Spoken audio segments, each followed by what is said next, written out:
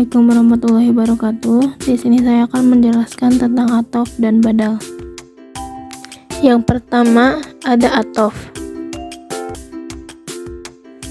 Atof adalah isim yang mengikuti isim sebelumnya dengan melalui perantara huruf atof. Isim tabi'nya disebut dengan mat'huf ilaih dan matbu'nya disebut dengan mat'huf. Mat'huf ilaih mengikuti mat'huf pada i'rabnya saja. Selanjutnya ada huruf atof. Huruf atof atau huruf sambung ada 9. Yang pertama yaitu waw, artinya dan menunjukkan makna mutlaqul jam'i, yaitu menyelaraskan mat'huf dan mat'huf ilaih. Contoh, sholla Muhammadu wa Ibrahimu fil masjid. Artinya Muhammad dan Ibrahim sholat di masjid.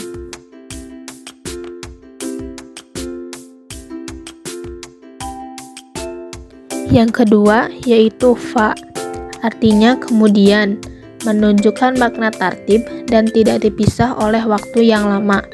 Contoh, khoroja minal faslil ustadu fatalamidu. Artinya guru keluar dari kelas, kemudian siswa.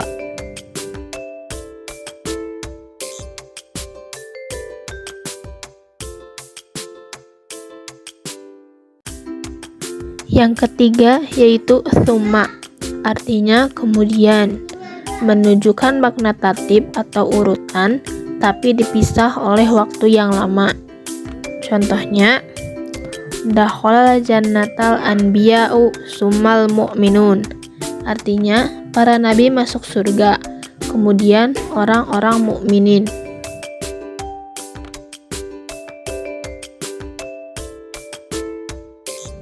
Keempat ada huruf au. Huruf au fungsinya untuk kata penghubung yaitu atau, ataukah. Huruf ini digunakan untuk memberikan pilihan kepada orang lain sesudah diperintahkan. Contohnya, iqra fil maktabati jaridata au majalata. Artinya, bacalah koran atau majalah di perpustakaan.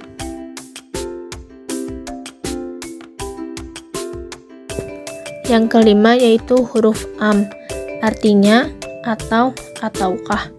Biasanya huruf am ini digunakan untuk menggambarkan makna menuntut atau mencari sebuah ketentuan.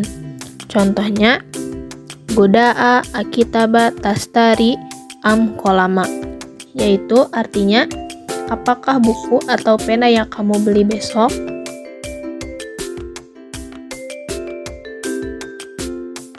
Yang keenam yaitu huruf la, artinya bukanlah. Fungsinya adalah menafikan mat'huf ilaih. Contohnya, fi hayatihi yanjahul mujtahida lal kaslan. Artinya, orang yang bersungguh-sungguh di dalam hidupnya akan sukses, bukan orang malas.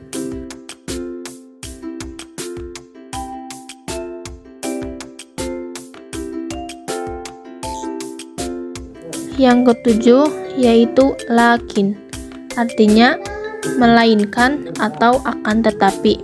Fungsinya merupakan kebalikan dari la. Syaratnya harus didahului oleh nafi atau nahyi.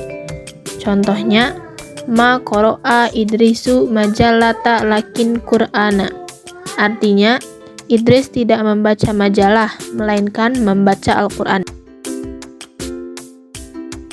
Huruf ke-8 yaitu bal, artinya sama dengan lakin apabila didahului nafi atau nahyi.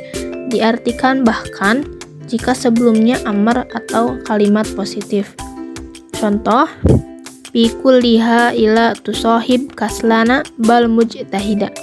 Artinya, janganlah berteman dengan orang yang malas, melainkan orang yang bersungguh-sungguh dalam segala hal. Yang terakhir yaitu hatta. Huruf hatta merupakan kata penghubung hingga atau sehingga. Syarat yang dianjurkan dalam kata penghubung ini adalah menggunakan isim dzohir untuk mat'huf bih. Contohnya, akaltus samaka hatta ro'sah. Artinya, saya makan ikan hingga kepalanya.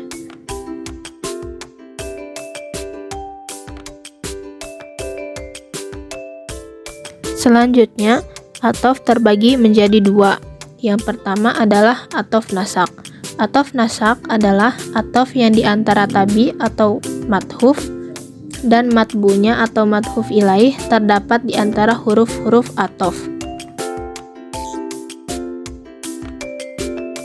Yang kedua yaitu athof bayan. Athof bayan adalah kalimat isim jamid yang mengekor matbunya yang serupa sifat dalam segi menyatakan matbunya tanpa terdapat perantara huruf athof.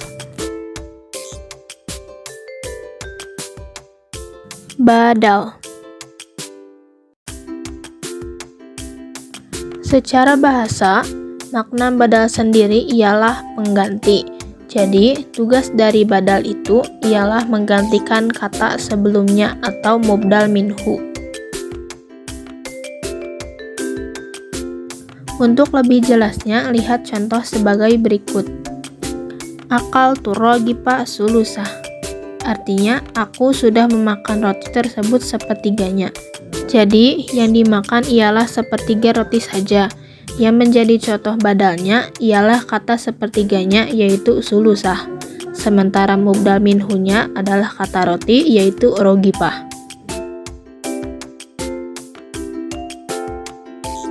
Selanjutnya, badal terbagi menjadi 4. Yang pertama badal kul min kul, yakni badal yang sesuai dan cocok dengan mubdal minhunya dalam urusan maknanya.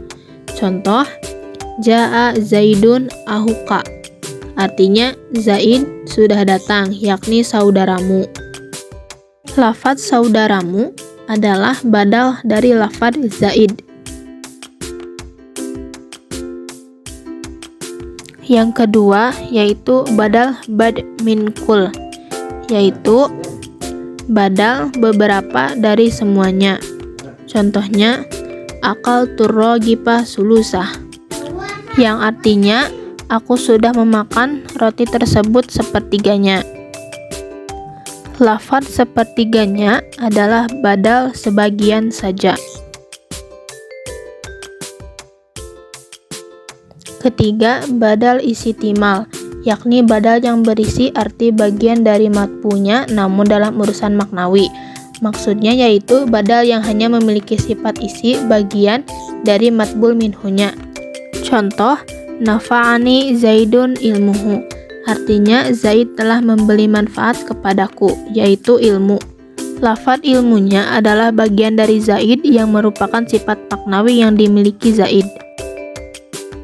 Yang keempat yaitu badal galat. Jadi badal galat ini hadir atas dasar kesalahan si pembicara dalam berkata. Dia tidak memiliki maksud apa-apa sebagaimana ketiga anggota badal di atas. Ia murni karena hendak meralat percakapan yang keliru. Contohnya ro'aitu Zaidan parsan, artinya aku telah menyaksikan Zaid kuda. Di dalam contoh sebenarnya mutakalim tersebut menyatakan melihat kuda, tetapi ia malah keliru dan yang diucapkannya malah Zaid. Jadi maksud sebenarnya si mutakalim adalah ro'aitu farsa, yaitu artinya aku telah melihat kuda. Cukup sekian dari saya, mohon maaf bila ada kekurangan. Wassalamualaikum warahmatullahi wabarakatuh.